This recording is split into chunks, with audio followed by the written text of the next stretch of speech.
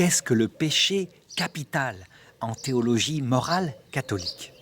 Eh bien, le péché capital, c'est une notion qui est tout à fait connue à notre époque et qui est identique, est appelée maintenant l'addiction. En fait, le péché capital, qui vient de caput, la tête, signifie une finalité dans notre vie qui est mauvaise et qui va avoir la capacité, un peu comme la tête d'un monstre, d'entraîner le reste de notre corps, ça veut dire de notre vie morale, vers n'importe quoi. Mais comme une pente glissante, ça tire ses conséquences l'un de l'autre et on n'arrive pas à s'arrêter. Prenons l'exemple des addictions connues actuellement, la drogue. Celui qui se drogue finit par ne pas pouvoir se passer de ce plaisir, mais il lui faut du produit, donc de l'argent, donc il se met à voler, donc il se met à trahir ses propres parents, donc à perdre leur confiance, etc., etc.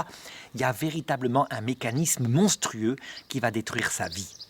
Eh bien, les péchés capitaux sont tous des addictions. On peut dire que ça ne regarde pas la gravité morale de la faute, mais plutôt le mécanisme psychologique de la faute qui entraîne le reste de la vie morale. C'est pourquoi on peut dire que fondamentalement, il n'y a qu'un seul péché capital. Il s'appelle l'égoïsme, l'amour de soi. Lorsqu'on centre les choses sur soi, évidemment, les conséquences, c'est qu'on se sépare de l'amour des autres, puisque les autres deviennent des moyens au service de soi. Évidemment, cet égoïsme, qui est le seul péché capital, va s'établir en 3 grandes demeures, parce que ce sont les demeures principales dans notre psychologie. Il y a ce qu'on pourrait qualifier des vanités égoïstes. Pourquoi? Parce que nous avons besoin, un besoin fondamental d'être reconnus. Et donc, par rapport à notre passé, être admiré, etc. Donc la vanité égoïste est le premier domaine des péchés capitaux. Deuxième domaine, ce qu'on pourrait qualifier des plaisirs égoïstes. Pourquoi? Parce que le plaisir nous rend autonomes, nous rend maîtres de nous-mêmes. Et donc on a besoin de personne lorsqu'on est comblé de plaisir. Troisième domaine du péché capital, l'argent et les possessions égoïstes qui donnent de la sécurité par rapport au futur. Et on peut dire que lorsque on se sert de l'argent comme but de sa vie, on entre dans une addiction. Ces différents péchés capitaux-là, en 3 espèces, ont été divisés eux-mêmes dans une liste traditionnelle qui en comportait 7, mais qui est bien incomplète. Par exemple, du côté des vanités, on peut ranger l'orgueil, qui fait qu'on croit qu'on est le meilleur en tout et qu'on a besoin de personne parce qu'on est intelligent pour soi-même. Et la colère, qui fait qu'on se révolte contre ce qu'on estime être une injustice, contre sa petite dignité.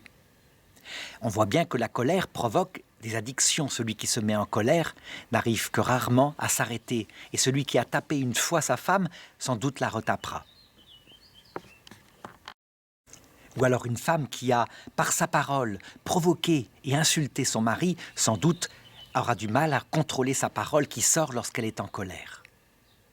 Du côté des plaisirs, eh bien, les plus connus étaient la luxure, ça veut dire faire du sexe le but de sa relation conjugale et ne chercher que cela. Il y avait la goinfrerie, qui a été traduit malencontreusement par gourmandise, qui consiste à faire de la nourriture, chose tellement fondamentale, surtout en période de famine, le but de sa vie. Et puis il y a la paresse, ça veut dire le fait d'être indolent dans le plaisir de ne rien faire. Mais il y en a évidemment bien d'autres qui ont été oubliés, comme par exemple l'alcool, la drogue, mais aussi le jeu, le plaisir du jeu, le jeu du risque, qui donne une espèce d'adrénaline qui fait qu'on se sent bien. Je voudrais en citer un qui est très actuel et très présent chez les femmes actuellement, au point de provoquer parfois, on dit, chez les jeunes couples, 8 fois sur 10, la femme qui s'en va lorsqu'il y a divorce. C'est le goût pour le plaisir sentimental. Ça veut dire que beaucoup de femmes croient que l'amour, c'est ce plaisir ressenti ici. Et lorsqu'il disparaît, elles s'en vont, elles trahissent. Eh bien, c'est un péché capital, inconnu, mais extrêmement profond, et qui doit être montré du doigt. Lorsqu'une femme le comprend, souvent, on peut dire que son couple tiendra mieux.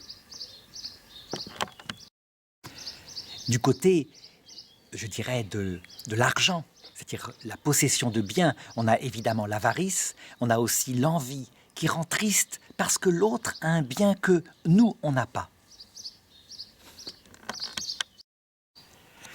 Comment peut-on échapper à ces addictions? Eh bien, on peut dire qu'elles se nourrissent de l'acte qui les porte. Et lorsque d'abord on comprend que ces choses-là sont bonnes, l'argent est bon, le fait d'être reconnu est bon, le fait d'avoir du plaisir est bon, mais que ça doit être de l'ordre du moyen et non pas du but de la vie. Et des moyens modérés, des moyens sachant que ce qui est le but de la vie, c'est Dieu et le prochain. Eh bien, les choses se mettent déjà en place dans notre esprit. Ensuite, il y a une lutte au jour le jour, afin que le vice, c'est-à-dire la mauvaise habitude prise par rapport à ces choses, s'estompe peu à peu. On peut dire qu'à force de commettre des actes vertueux, les addictions et les péchés capitaux finissent par diminuer leur incidence sur notre vie.